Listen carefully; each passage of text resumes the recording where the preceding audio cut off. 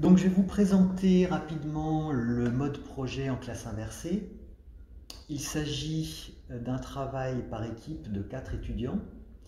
Je fournis un sujet en ligne qui est issu de cours classiques que je faisais avant, sur lequel j'ai ajouté des exemples corrigés et puis des vidéos explicatives.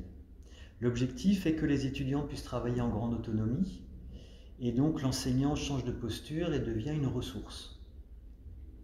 Avec le temps dégagé pour l'enseignant, ça permet donc de faire une aide personnalisée pour les étudiants qui posent des questions.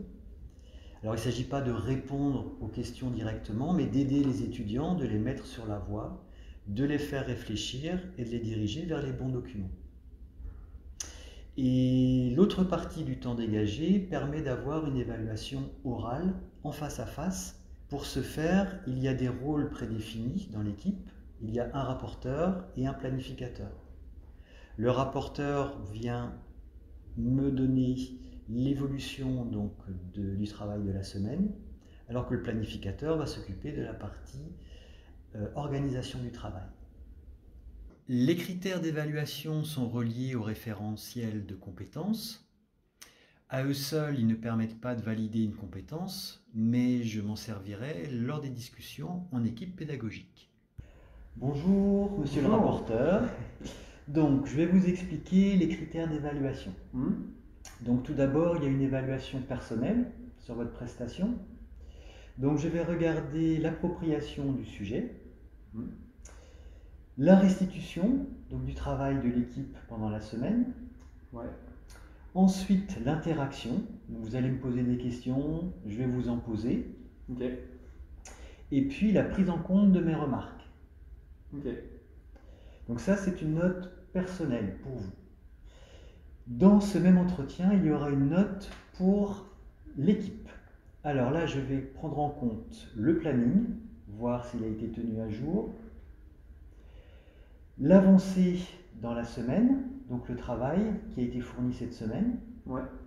Ensuite, les rétroactions, c'est-à-dire les remarques que j'ai pu faire au rapporteur la semaine dernière, est-ce que ça a été pris en compte?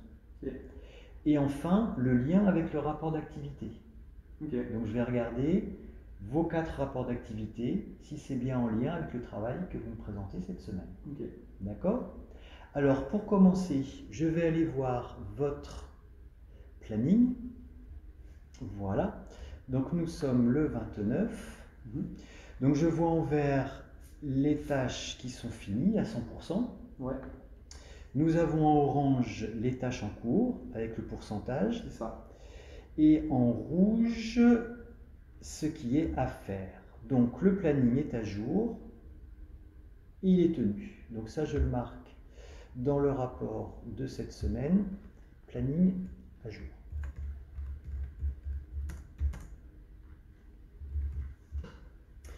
Maintenant, je vais vous lire le commentaire de la semaine dernière pour voir si vous avez bien pris en compte les remarques. Donc j'avais marqué que le planning était à jour. Attention au délai. Donc apparemment, vous en avez tenu compte. Le variateur, j'avais le schéma équivalent. L'équation de mouvement était en cours. Et pour l'embrayage, le début de l'étude. Voilà. Et là, du coup, c'est la suite de l'étude, enfin, c'est presque la fin de l'étude de l'embrayage. Très bien. Maintenant, je vous écoute alors. Alors, du coup, j'ai repris le PFD que j'avais précédemment, là, ici. Donc, du coup, j'ai repris ça, mais du coup, j'étais toujours dans le même problème. J'avais la vitesse de rotation. Alors, je me suis dit que la vitesse de rotation était toujours constante, mais c'est pas possible. Pourquoi? Enfin, parce que si je fais ça, ça veut dire que là, c'est égal à 0. Ça s'annule et ça me fait F10 qui égale 0. Que vaut la déformation du ressort? Il est totalement comprimé. Oui. Divisé au 7. Voilà. Ah, oui, du coup, c'est pour ça. Au-delà de demi-tour, vous aurez un supérieur ici. Ok. Je vous laisse le noter. Ok. Donc je marque force que des disques en cours. Ok. Autre chose? Bah moi pour le coup c'est bon. Très bien. Voilà.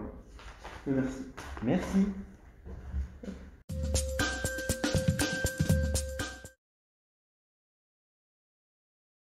Ça permet en fait de directement, pendant l'entretien, si le professeur voit qu'on n'a pas compris un truc ou que c'est pas clair, il peut directement lever le doute ou alors poser d'autres questions pour voir si on a bien compris, nous expliquer directement ce qu'on n'a pas compris. En fait, contrairement à un contrôle papier classique où on a la correction une fois sur deux et 3 semaines après, là on sait directement ce qui va pas et ce qu'il faut changer et c'est intéressant. Et ouais, le prof il va savoir jusqu'à où on a compris. Et aussi, genre d'un point de vue, enfin, niveau social, je trouve que ça rapproche la relation entre le professeur et les élèves. Donc moi je trouve que c'est pas mal. Ouais, ça nous permet aussi d'avoir une évaluation assez, comment dire, rythmée et de façon assez régulière.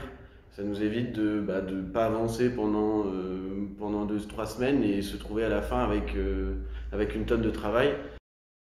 Passage en tant que rapporteur, on se fait un petit speech entre nous, on se raconte qu'est-ce qu'on a fait, comment on a fait, et comme ça permet d'être à jour sur toutes les parties du projet sans pour autant avoir travaillé sur forcément tout, quoi. Faut que je lui explique précisément tout pour quand même qu'il comprenne bien. Mais sauf qu'à côté, lui, il a aussi sa partie dans la tête, il peut avoir la partie de Kenza. C'est ça qui peut être un peu dur, mais il faut juste bien penser à ça, quoi. Par exemple, on doit être au courant de vraiment tout ce que fait dans le groupe, alors qu'on peut pas forcément être calé sur ce que fait tout le monde.